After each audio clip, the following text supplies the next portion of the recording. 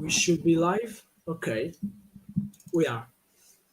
Hey, all Okay, right, there we go.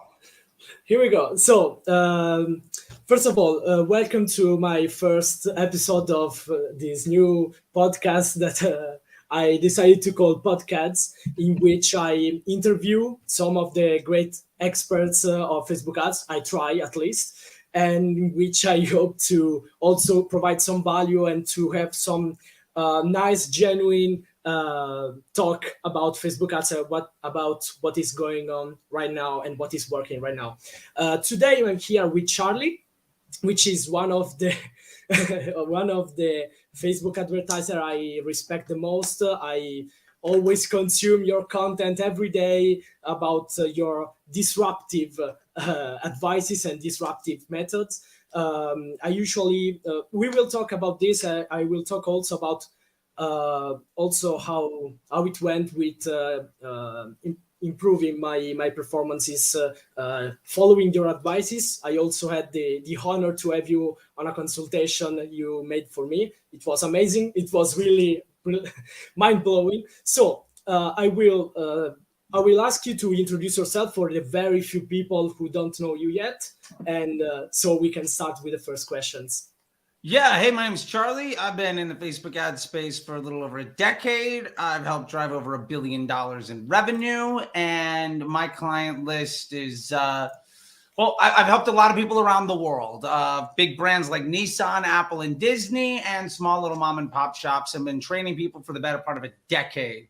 And yeah, a lot of people think of what I have to say as fairly disruptive, and I think that's because I come from a understanding of how Facebook works, not an inference on what people think it does. And I prioritize business results rather than the marketer ego, which basically means most people disagree with what I have to do because they were poorly trained by somebody that doesn't know how Facebook works. And I'm here to help solve that as much as I can, because my biggest objective is more success and less stress, because honestly, we all deserve it.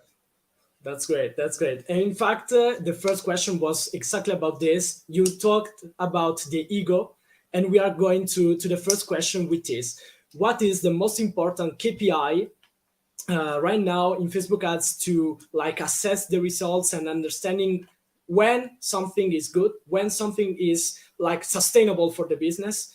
And I already know the answer, but you are going to say something really not like disruptive, but someone may not like what you are going to say. Yeah, I mean, I will say the most important impact for me is I will look at, it's hard to come down to one KPI, but I would definitely say CPA matters the most and spend. And what I'm looking at is I don't care about ROAS because that's not a real number. And I don't care about a lot of other things that most people think are important, like CPC doesn't matter on Facebook. CTR doesn't matter on Facebook. And people that think that it does are coming from an email or display or search motive. But we have to understand that the cost per inventory isn't always the same. There's a bunch of other things we can get down that road. A good CTR isn't necessarily a good thing at all. And a good ROAS might be the reason that your business is failing. There's a lot of other questions around that we can unpack later. But the reason I look at CPA is because what we're ultimately doing with Facebook ads is amplifying our business model. And if we can understand with spend how much of our overall investment into the growth of the business is coming from the Facebook platform, we can also understand then what a good relative CPA can be for Facebook across our entire business and a blended result. And ultimately what that looks like in our business might not be what Facebook says inside the dashboard, but that's okay. It's software. If it's wrong by roughly the same amount all the time. So we can come up with a target CPA for the platform that meets our business objectives. And as long as we're doing better than that blended CPA and we are below our target, we can make the decision to invest more in our growth because we have inefficiency at scale that we are not taking opportunistic advantage of. So yeah, I guess very shortly, probably spend and CPA, but understanding that attribution is sort of nonsense, but every platform has its own target. So we can go from that. Yeah. And in fact, that comes the second question, which is, try to explain better what is like the spend and why you look at spend, because I see there's a lot of confusion over there. I also had some like hard times understanding why spend and why spend matters that much. But I think I know the answer. But please tell me, what is your vision about that? Yeah. So when one of the reasons we're looking at spend more than anything is because it lets us know spend is money out, revenue is money in. Yeah. Ultimately, based on our costs and our revenue, we have a certain amount of resources we can invest in the growth of the business or in the sustainability of our business model. So there's only so much money we can spend. Now, very rarely is Facebook the only place we're getting traffic. Yeah. Most people have email going or Google search or something along those lines. And you should have a robust omni-channel environment. Even if it's not that complicated, and not complicated is probably a good thing. But what helps us understand spend is great because it says, what is the contribution to my bottom line from this channel? Now, we know a fella that runs an agency that talks a lot about contribution margin. I'm not talking about that because that's not a legitimate metric in the way that he's measuring it. That's just the next du jour thing that he's trying to cook up, at least in my opinion. What I'm talking about contribution is, if I'm looking at the overall volume of conversions coming to my business, and what my spend is. Let's say I'm spending, for the purpose of this conversation, $100 a day, or €1,000 a day, or 50,000, whatever it happens to be. If I increase my spend, does my revenue go up on a projectable basis greater than the volume of spend that I've added? And now maybe that doesn't happen on day one.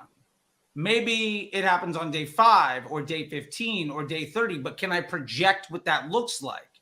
And ultimately, that is far more important to me than the revenue that I get from any channel, like the ROAS. Because what I'm doing is saying, can I make a sustainable, simple business and then amplify the volume of it? And spend is the only way that we can really do that, because spend is really the only thing that we can control. Yeah. And I'm only interested in looking at metrics that I can measure and control. If I can't control an action, I'm not going to measure and try to improve it, because ultimately that's not something that I have the ability to influence. And if I can't influence and I can't control it, it's a waste of my time to try to use that as a barometer of success or as a foundation for a strategy to make the business better.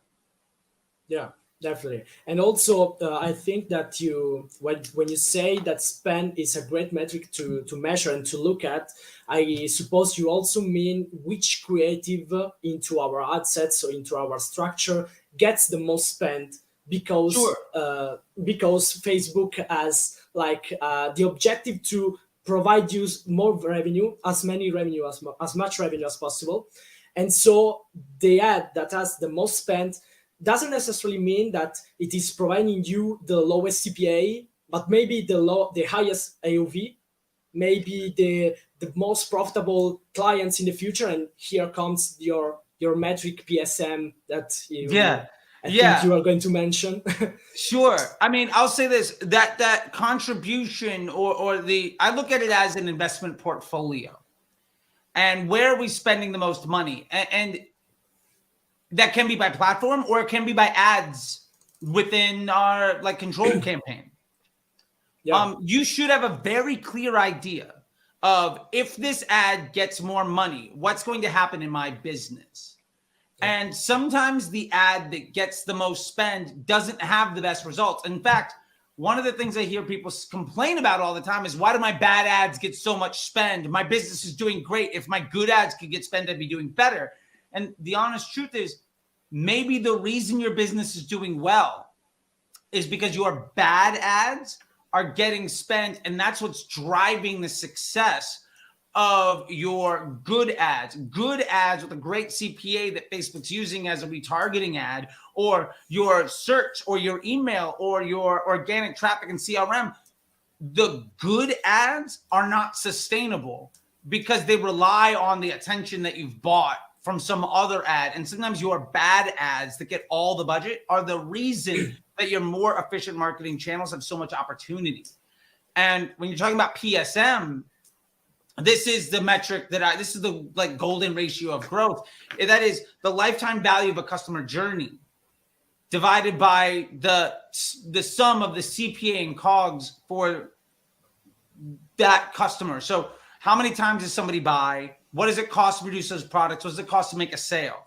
And a lot of people will say, well, I don't know how much it costs to make a second sale or a third sale and all this stuff. Well, I say that doesn't matter. If I know the average customer buys 2.1 times and my blended CPA as a business is 40 euro, well, then I know on average, my overall CPA for that customer is 84 because it's 2.1 times my blended CPA. And I can't control if they're going to come back and buy again, but I know the average volume of transactions per customer. And I know how much the average transaction costs me. And ultimately what we're doing with ads is we are buying future cash flow at a profit we are buying revenue. With our ads, what we're really doing is buying attention to monetize. So you have to look at it as what is the lifetime value of a customer? How many purchases do they make? And how much does it cost for me to fulfill and deliver those conversions? And when you look at it like that, all of a sudden you get rid of silly things like ROAS or NCPA or any of these other things because they don't matter. What we're doing is saying, how does the average customer behave? If I know I can make money, how do I get more of those average customers? How much more money could I spend to acquire more of those customers? And if I start to look at it like that, now I'm looking at real business metrics instead of how much credit for everybody else's work can I take as a Facebook media buyer by making my ROAS look as good as possible because I'm taking credit for sales that other departments are also taking credit for. And I think that's the real difference between an ego-based marketer and somebody who is on your team to help grow your business.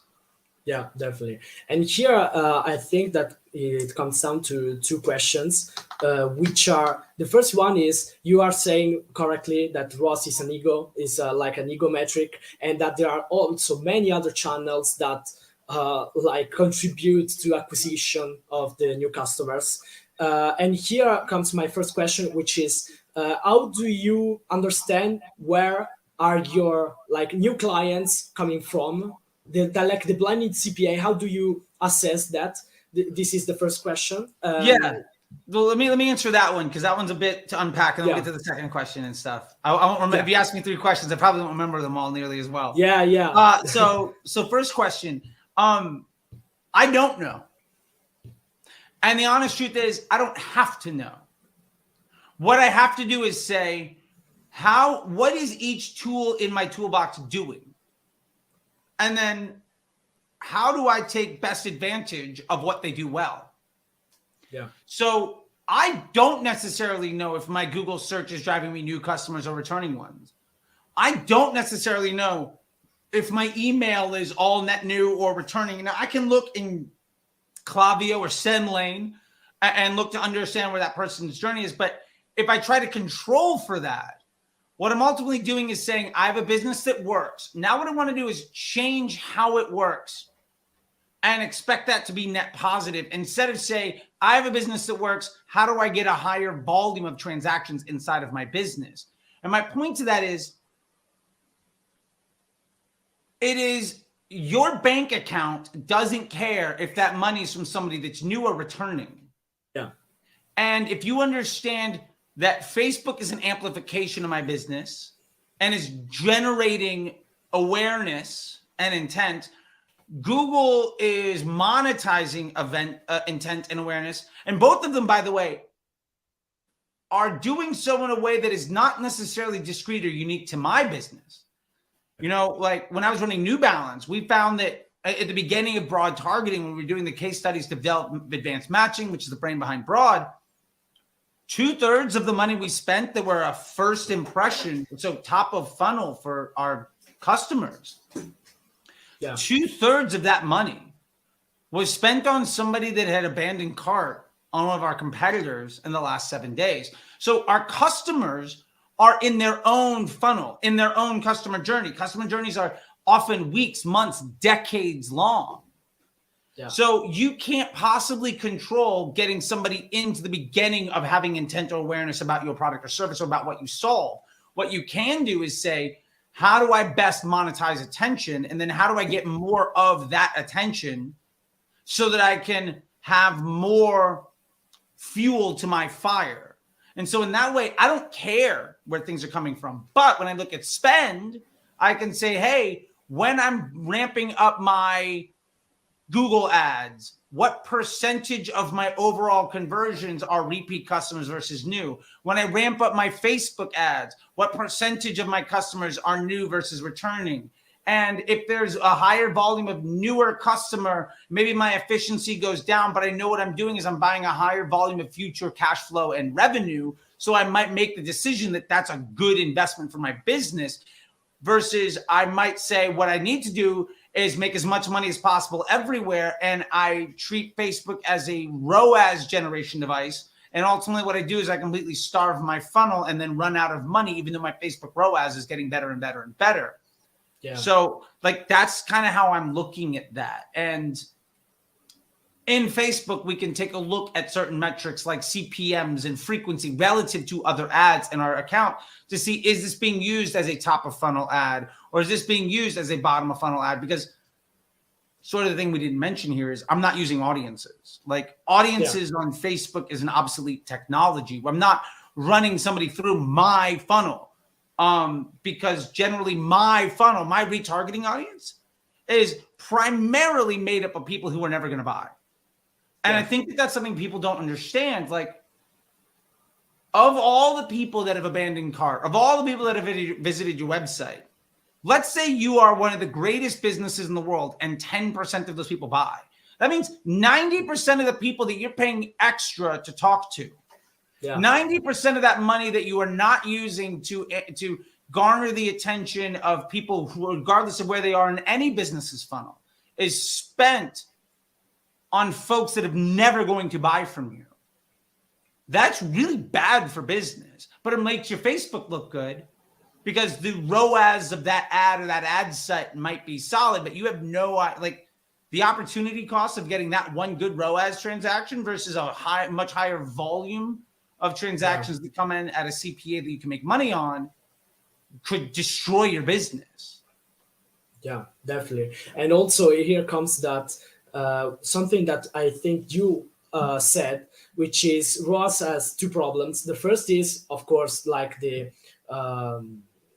double attribution of multi-channel. So you don't know if that 3 ROAS comes from actually your ads or Google ads, which is something we shouldn't even worry about, because actually it's like a system that should work. It's not one that drives revenue, the other drives another kind of revenue. As you say, the attribution, the customer journey is also decades long, and you can see like 10 times my ads on Google and 10 times my ads on Facebook before deciding to buy my product. The second thing is actually that ROAS depends on luck, which is something I heard from you, and I want to actually understand what is your vision on this. So why is it based on luck? How could you understand, if there's a way, which ad is going to bring you more ROAS, considering it as like an AOV, which one drives the most, the higher AOV, and how do you move forward to reach that objective if you would have to reach that? So I think there's two things here. First off, ROAS itself is the AOV of an attributed sale divided by the spend that we're attributing to that ad or that ad set or that campaign today or this hour or this week or this month, whatever the time window is. So one of the things we have to understand there is AOV is not controllable. Like you might be able to influence what people spend, but you have no idea if somebody's going to come in and drop 20 euro or 2,000. Like you have no control over that. Yeah, and exactly. You can influence it. Like you can run a sale or you can try to put upsells and all that stuff. And there is an average, but that average is blended over the entire business for all transactions. And you can start to compartmentalize it and get into these smaller and smaller pieces of data that are less and less actionable to really get you the number that you're looking for. But then you're designing a report to give you data that you want instead of looking at the business metrics to understand what the average customer does. My point to that is you can't control what somebody spends on your store. When they click on your ad for your product, they say, well, this product costs this much, but maybe they don't buy that product. Maybe they clicked on that ad and bought something else. Yeah, exactly. And that happens all the time. So my point is, one, AOV isn't controllable. And two, it's the AOV of that attributed sale. So we know that we're not necessarily getting attribution for every sale. The tracking is not 100%. And we also know that we might have 3 or 4 channels that take credit for that sale. So then it's like, well, how much credit does every channel get? And that's an impossible problem to solve because every customer journey is unique and different. So the numerator, the top number in that fraction is one that we can't control and one that we cannot take actionable insight from. So that's pretty bad. Then the lower half of that is the spend, but you have no idea how much money you spent on that customer. Yeah. Like exactly. You could say, oh, well, today I spent 30 euro and got the average sale cost me 30 euro. Sure. But did you spend $1,000 on that customer? Did you spend 2 cents on that customer? Because you're just looking at it as an overall thing, but you have no idea how many touch points that was. Yeah, exactly. And what about all the other touch points on all of the other channels? Like maybe that ROAS was so good because of an influencer 3 months ago and then some Google search stuff. And then they saw the ad after an email campaign. We are launching a discount. Like you have no idea of how that compares or how that works together. So you can't know spend and you can't control or trust the AOV. So in that way, ROAS is basically one number we can't know or trust divided by another number that we can't actually ever know. And that makes for really, really bad data. There's no actionable insight. And then what you get people doing is they ask the question of, well, what ads are driving my ROAS? And I would say it's extraordinarily difficult to understand what ads are driving the sale, just in that it's very rarely the salesperson at the store at the cash register that should get credit for you making that purchase. Definitely. Like if you go and buy a car, let's say it's a really high end and you're buying a car, right? Like this is good money you're spending. Yeah. It's not the person that put you in the car for the test drive that made that sale for you. Of course. Right. Of course. It's decades of you being in a person that's alive seeing cars. It's your friends. Like you went in with a fair amount of intent already, but there's no way to say what does the average person see that gets them to walk into that store. So the concept of saying what gets credit is a false one. It's the wrong question that does not actually have a legitimate answer. What we can do is say, what environment can we set up that most effectively takes advantage of the universe that we live in, of the ecosystem that exists around our industry and around our products with our target customers? And that's a far more impactful question to ask. And with that, we can say, well, how much spend should go to each channel?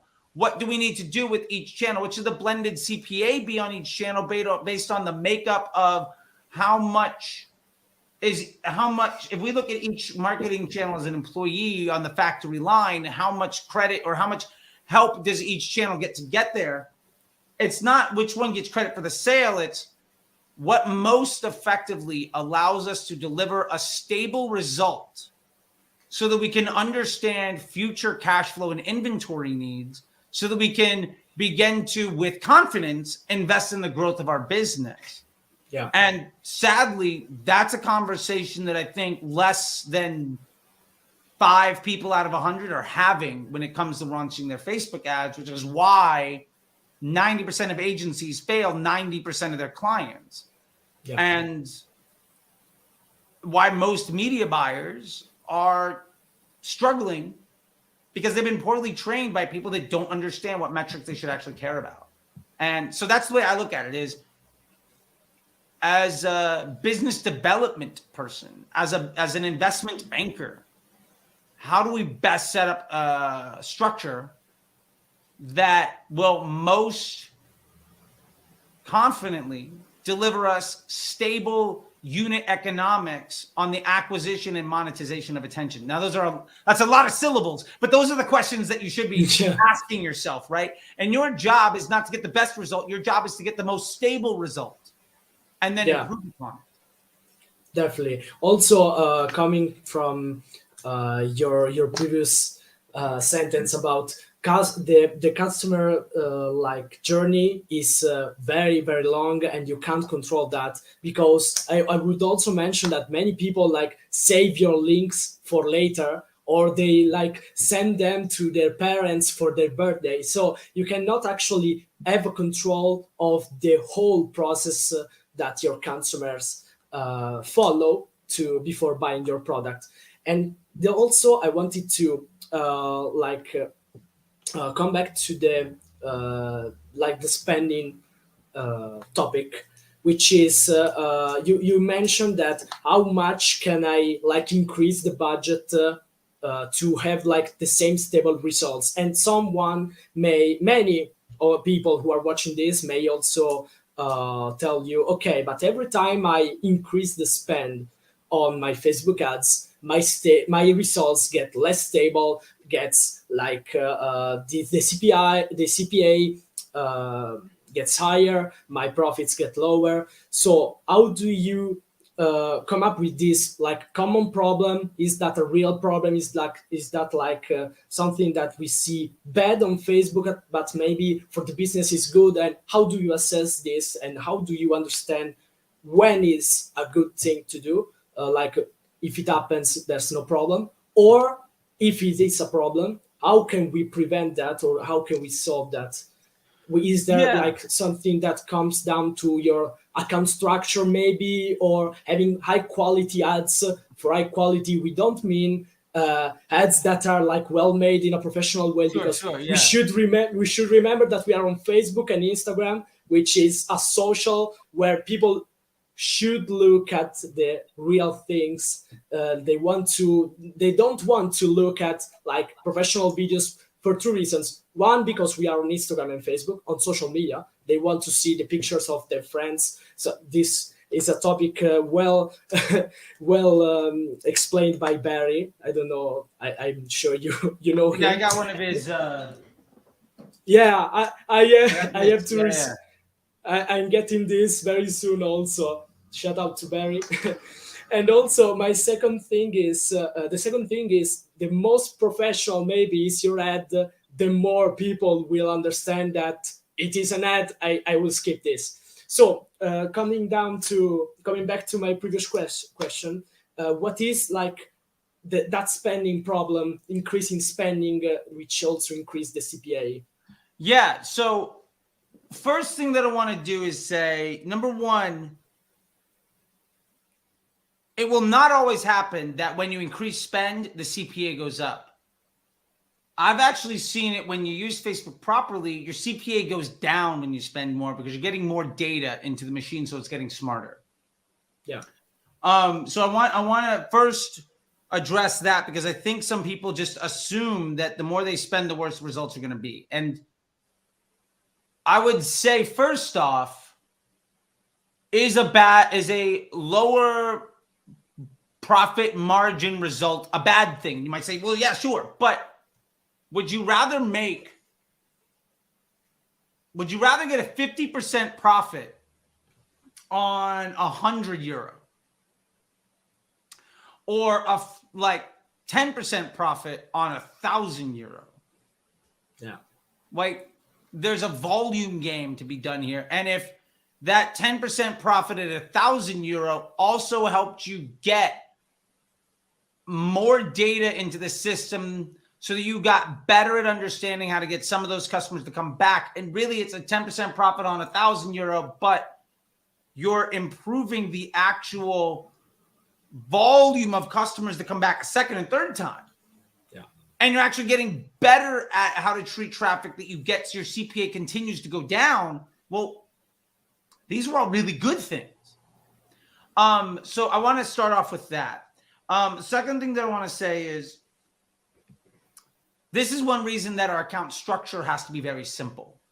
The more complicated your account structure, the less valuable any insight could be. The less actionable any data is. If you have an algebra equation that has 3 variables and you know what 2 of them are, and you know what all 3 are, and one of them moves, but the other 2 stay the same, you have a very good idea of what's going to happen. Yeah. If you have 20 variables and 4 change, and then your way of solving that is to change 3 other ones, you're constantly having this mess. You're never going to know what the outcome is going to be. Yeah, exactly. And so the fewer moving parts you have, the easier it is to keep something working and to improve upon it. A simple machine will always outperform in the concept of reliability and longevity over a complex one. Like, if you have a Ferrari, that's great, but it's going to break down more often than it's going to be in the shop more than it's going to be on the road with you behind the wheel. But you could have like really dumb like 80s Toyota truck, and it'll go 1,000,000 miles because the machine is really simple. A Volkswagen Beetle will drive 5,000,000 miles because the engine is easy to fix and it's really simple. The point is, the more complicated your ad account is, the less stable it will be, because not only is it more moving parts, but if you look at each moving part as an employee in your business, and Facebook's a machine learning algorithm, that means that you're spending less money to teach it. Yeah. And by it, I mean each individual piece. So not only are they less stable, but they're less effective and they're less projectable in their outcome.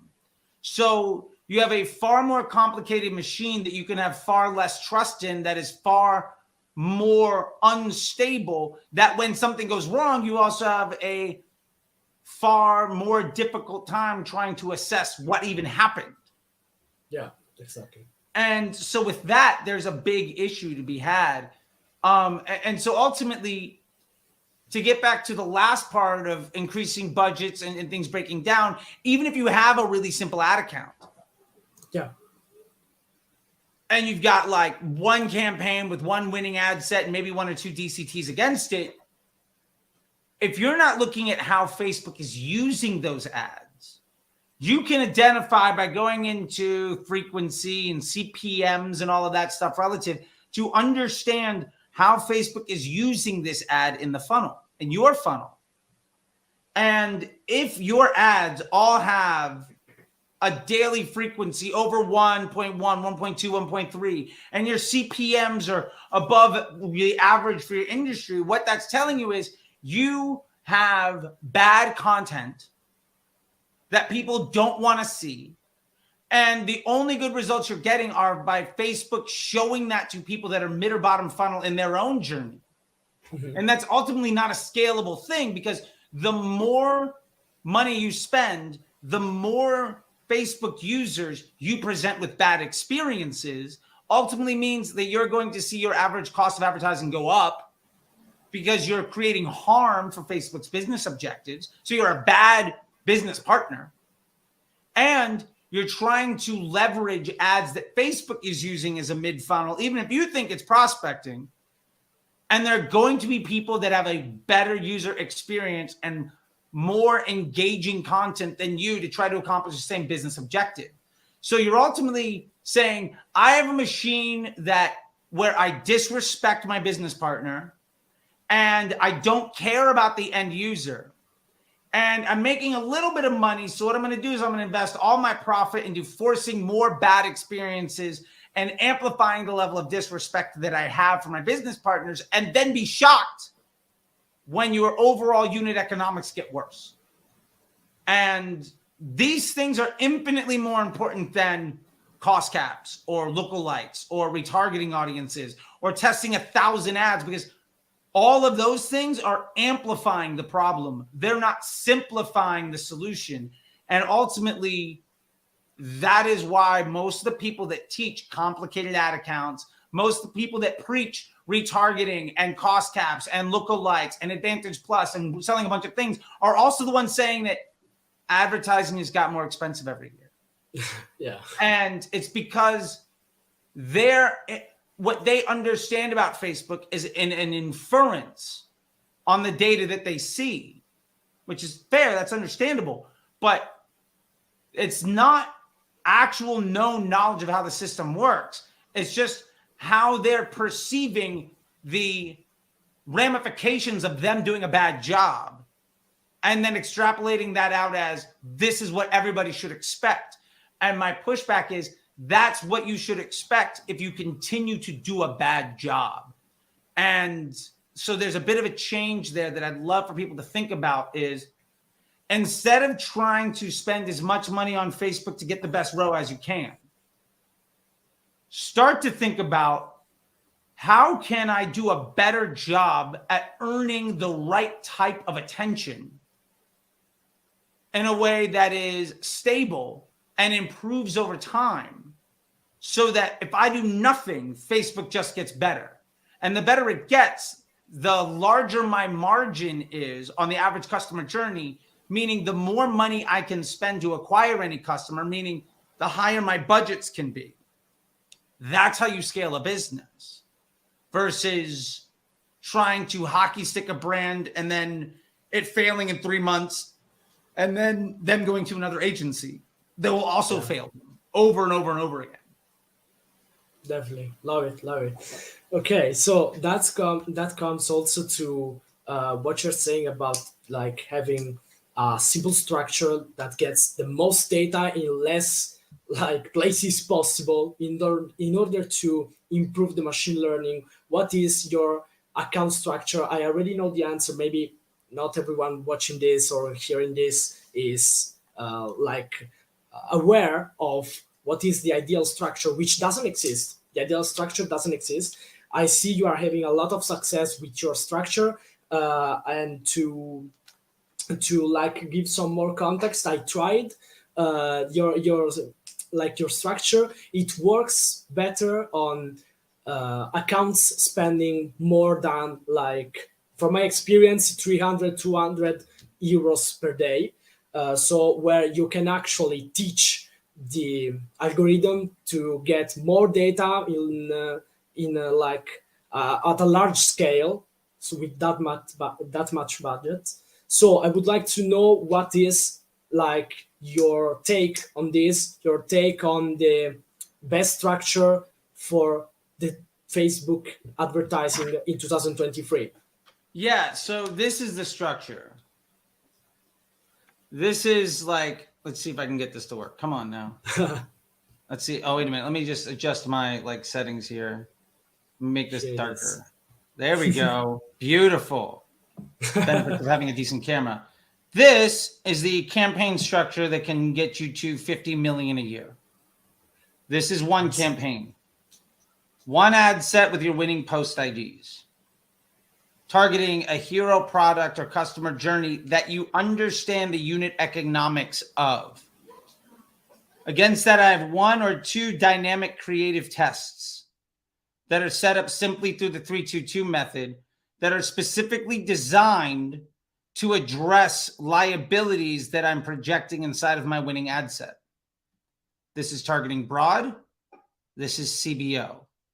This is ultimately leveraging machine learning, artificial intelligence, and the scientific method to deliver me stable and projectable results that improve over time, where my ads never fatigue, my audiences never fatigue, and I'm able to improve the business after the click and after the purchase to improve my margin on the customer that ultimately allows me to spend more money in this environment.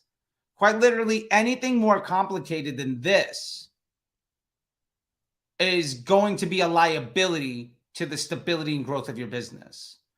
Now, not all liabilities are bad things. You can leverage those opportunities, but they should be well designed and strategized for. But I think that account structure easily is 80-90% of the contribution to the success of the businesses that I run and the clients that I've had and the students inside the Facebook Ads MBA program and Disruptor School, which is one reason why I think in the last 2-3 years, there's been several $100 million of added business revenue because of that structure that would not have come otherwise. I'm on my 4th 8 or 9 figure business towards an exit in the last 5 years. And generally, when people start to adopt this, they are able to work on the rest of their business, which dramatically improves what happens with their customer journeys and with their banking and with their finances. And ultimately, that's our number one objective, is to aid the business model. So the reason that structure works is because we have a control environment with 1 or 2 variables. And we're letting Facebook use merit of the customer experience. Basically, Facebook is saying, based on how you meet our mutual business objectives, I'm going to let you have the privilege of paying to show your content to my users. And our job is to make sure that, 1, we respect that privilege, and 2, that we set our systems up to best monetize that opportunity. And if we go in there with an agenda where we're trying to force what we want to happen, or we have a testing campaign and a scaling campaign and all these other things, we're not actually leveraging machine learning. We're not actually leveraging artificial intelligence. We're not actually leveraging the scientific method. And to be fair, the scientific method, I think we can all agree, is probably the best way to go about testing. And Facebook's machine learning and artificial intelligence is the single smartest machine using the largest amount of data that that anyone has ever had in the history of humanity. And it's using it in real time to make their users have a better experience. So nothing else could do better than the system itself at optimizing their customer experience. And we know that not only because nobody else has the insight into how the Facebook is operating better than Facebook, but it's the single most successful tool at retaining attention. No social media platform like there's a reason why it's number 1. And you might disagree with that, of it being the best, but nothing can compete with it and what it's done. And when you start to leverage the world's best machine by taking advantage of its brain that has more data than anything else, and your job is to respect that and take advantage of it doing the work for you, then getting better results becomes substantially easier. And that's ultimately at the core of the way that I teach stuff, and why that account structure will, in the long term, beat everything else. Now, I might give you a worse Facebook platform level result, but if that amplifies the rest of your business, who cares?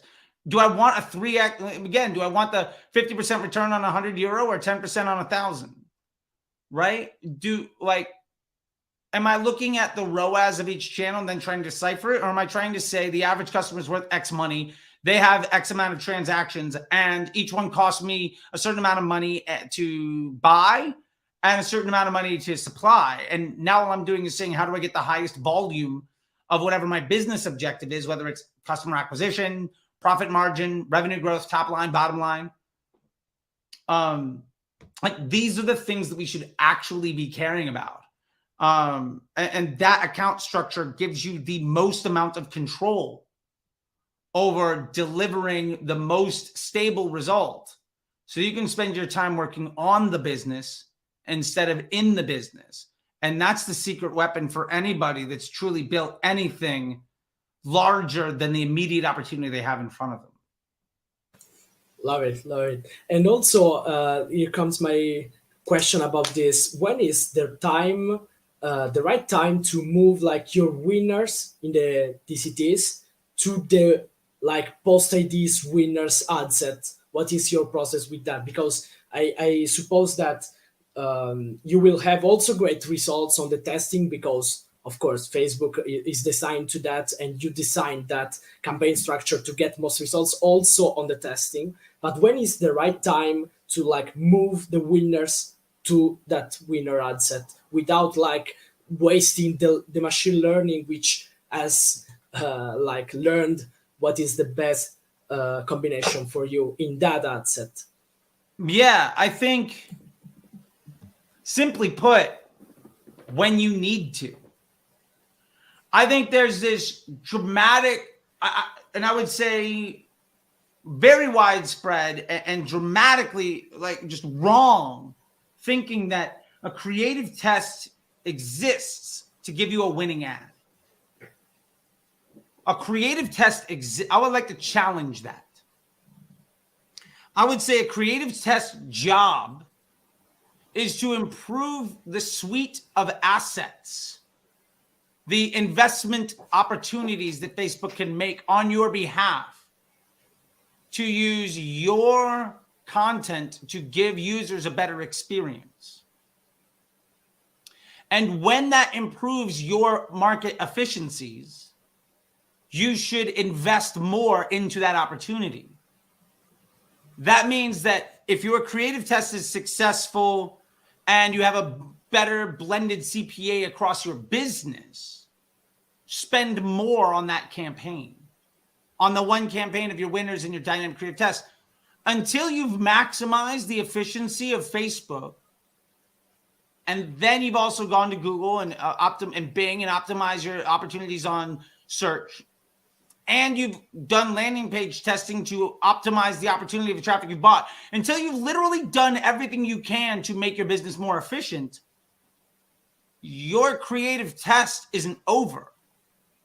It's not just to define a winning ad. It's to say, how much more volume can my business handle? How much more opportunity can I create for my money-making machine with having this as an option in my environment? So with that being said, I've had creative tests that have run for weeks or months. And the reason I end them is that ultimately I've hit a law of diminishing returns of how much more efficient I can get. And at that point, I've decided the best thing for my business is to try to solve another problem inside of my control environment by identifying another issue. Is what my control ad set that's targeting broad, does it have too many retargeting ads? Has one of my mid-funnel ads gotten worse? And is my prospecting too high funnel? Like what do I need to do to solve that problem? I'm not necessarily going to be right, but that's why we've got, multiple tests going, 1 or 2 tests, so that we can directly try to address that problem. And if we think of it like that, then all we're doing is isolating individual variables within a control environment and investing in improving those things, letting Facebook choose where to spend based on what's best for their business objectives. And when their business objectives matches our own, then we are going to have much greater opportunities for scale and stability. And like I said, I think in my experience, out of a room full of 100, I'm the only one talking like that. I'm one of a few people talking like that. And I think, like I said, 90% of people are refusing to look at it that way. And there's a reason why 90% of people are struggling to see good results. And they think that iOS 14 was a reason that their Facebook ads were bad. And they're looking at iOS 16.5 and saying, oh, this is going to be doomed. Like, it's only going to harm you if you're doing things poorly. If you're doing things properly, the identification of the harm being done by others, where they will have to pull back, is only going to give you even more market opportunity to get even better. So I think these struggles that most people identify is actually an opportunity for the people that do the job well to get even better. And Yeah, I look definitely. forward to those challenges because ultimately I'm aligning my business objectives as a media buyer, as a Facebook advertiser, Yeah, with putting Facebook's business needs first and then making sure that their business needs being met ultimately meets my own. And when we are simpatico, success is extraordinarily difficult to not achieve. yeah, definitely. Also, I have like the last two questions because we are going over an hour Okay, of fair enough. Fair podcast. enough. I'll try to keep these shorter. No, no, you are providing so much value, so I thank you in advance before we end the call. We end this live. You are being really really helpful. I think that more people are getting like valuable tips to like improve their Facebook ads and seeing it like the right way for how it is designed for these years. With of course also iOS 14 also helped this at Facebook design a better machine which leverage on like the internal data that Facebook can collect to make your targeting better with broad audiences. So to come up with this, I'm asking you. This is more of a curiosity. How do you decide like to test in the DCTs? Are you like using maybe testing concepts on the same ad set, or are you testing maybe a psychological angle as Sarah teaches us, or what is the like the thing the criterion in which you are testing in these Yeah, DCTs? I look at concepts. I very much agree with Sarah, Sarah Levinger. Yeah, And she's a professor, by the way, in Disruptor School. You can get some of her master classes in Disruptor School, and she's got another one coming very shortly. So check that out at disruptorschool.com. Check out it's Sarah's my thing there. wish list. It's on Yeah, my yeah. wish list. So concepts work because you have to remember that when you run Facebook ads, what you're doing is buying attention. You're not buying results. So you have to make sure the concepts, the design of your ad should be built to acquire the right type of attention. The way that you've been taught to think about targeting with audiences is the way that you should be thinking about the ads that you design. And ultimately, what type of ads that I want to run is based on looking at my control environment, that winner's ad set, and identifying which part of that mix in that portfolio, which player on the team do I want to try to improve? And that will be the most impactful way of moving the business forward. That's great. That's great. Okay, and also the last question, which also comes down to what is your structure. So you like have this campaign, which basically you touch the less possible in order to help Facebook get results. And what would you like answer to all those people or like business owners who hire Facebook advertiser who like the ideal way of working is letting Facebook machine learning do the job, that are saying like, okay, I'm a business owner, you set up this campaign, you don't touch it like for months, weeks, why should I keep paying you? Maybe I'm the only one making this like kind of questions. Yeah, no, I think it's a great question.